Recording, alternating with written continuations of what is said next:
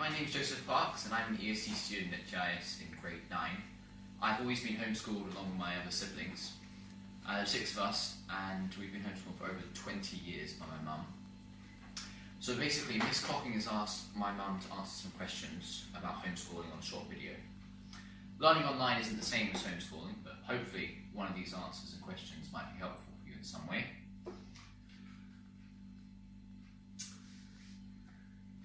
Hi, my name's Tree. I hope you're all keeping safe and well during this lockdown. As Joseph said, having to learn online at home during lockdown is quite different from homeschooling, but hopefully there might be a few things that might be helpful. So we've got 9 questions from Mrs. Cocking, and the first one is, what kind of routine or schedule do you follow and how does it help? Well, people homeschool in different ways. For myself, I'm more structured. So we have 6 lessons of 50 minutes and we follow a set structure. I think these will come up on your screen. I find that the structure helps the children connect during break times. It helps them know what's expected of them when, helps bring some structure to the day. In between each of the lessons, when we were living in a big house, I used to blow a whistle, but now Joseph has alarms on his watch that he uses to tell us when each lesson has finished. What kind of breaks are taken and how often? So after each lesson we have a 10-minute break. The 10-minute breaks, they tend to just go to the bathroom, have something to eat and drink.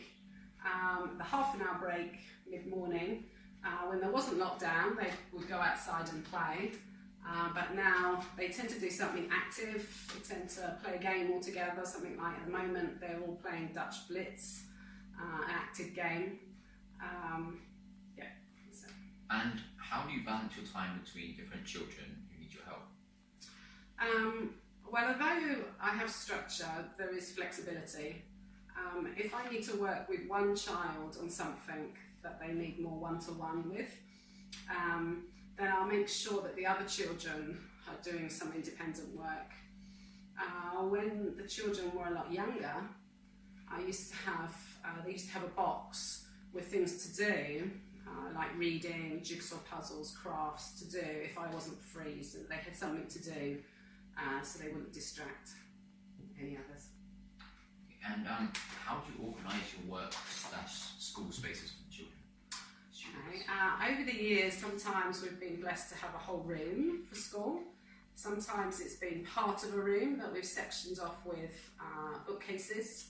At the moment, the last 3 months, we've been living in the WEC dorm, and so you can see here that we've had to make do with the space. So we've got 2 children sitting over there, that's Joseph and Josiah, and then at the table, my table here, is Grace, and then Lily Mai, who's a junior at GIS, she works in her bedroom. And then they've got boxes by the side of their desks with all the books in that they need. So this is just a temporary situation, and I think for you guys, you're probably in a similar situation, setting up something temporarily, and that's what we've done to make the most of this limited space we've got. How do you recharge after a busy day of school? Do you create alone time for yourself, or? So 1 day a week, my husband teaches the 2 youngest children, and Joseph works independently, and that's just so that I can do writing, which is part of my job.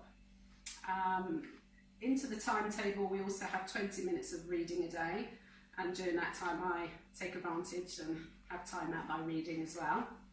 And then at lunchtime, after we've eaten, the half an hour, the children do something quiet, often go to their bedrooms, and so I can have half an hour quiet by myself. So what do your children do after schoolwork is finished, and what do you do as well? After school, they will break. Joseph will have homework to do later on, but generally they'll break, they'll play. When it's not lockdown, they were by the door ready to go out straight away and play with their friends, but now they tend to read, do puzzles, do crafts. Some of them are learning to knit at the moment. And for myself, I'll do any cooking or any admin that I need to do on the computer. Do you have family activities, or do you just let each person do their own thing? Either way, what kind of things do you do? After school, the children do their own thing. I always think it's good for them to actually get bored sometimes, so that then they can be creative. In the middle of the week, after school, after dinner, we've been going outside and having 20 minutes, half an hour of exercise together. And then some evenings we've been playing a family game together. And what's been your greatest challenges, and how have you overcome them? Okay, so I've written down 4 challenges I've had that came to my mind. One was really when I was homeschooling with a baby, a toddler and a preschooler, and then 3 school age. I struggled with it not looking like school. It just felt chaotic. And the thing that helped was realising that school doesn't need to necessarily look like it looks in a school building, and to recognise that it was just for a season. The second challenge I had was confidence. The first few years, particularly the first 2 children, I struggled feeling confident. I'm not a teacher. I thought the children weren't keeping up. But over time I saw that homeschooling one-to-one, they'd actually got ahead of other children and they passed exams, and then I became a bit more confident. The third thing is patience, especially when a child's struggling to learn something or has a learning difficulty. And I've learnt to leave it and to come back to it, maybe come back to it a week later, or to put a time limit on it. And then the last thing is I've challenged is sometimes I viewed school as just getting a list of things to get done and ticking those things, and then feeling stressed if I haven't got them done.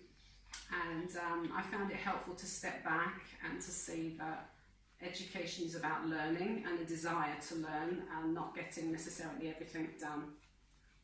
And then thinking that sometimes I can miss something out.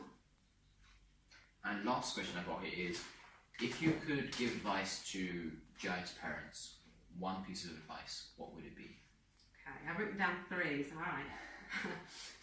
The first thing is routine. I found that really helpful, having a routine. The second thing is involvement of your spouse. So my husband's always been very supportive, so he comes in if I need a help, or if I'm struggling with something, or to administer if there's any discipline, things like that, give me time off. And the last thing is to see the bigger picture, to lower expectations on the child, to lower expectations on herself. Academic things are important, but character, spiritual life and mental health well-being is very important, especially at this time during lockdown, and to also have fun in it.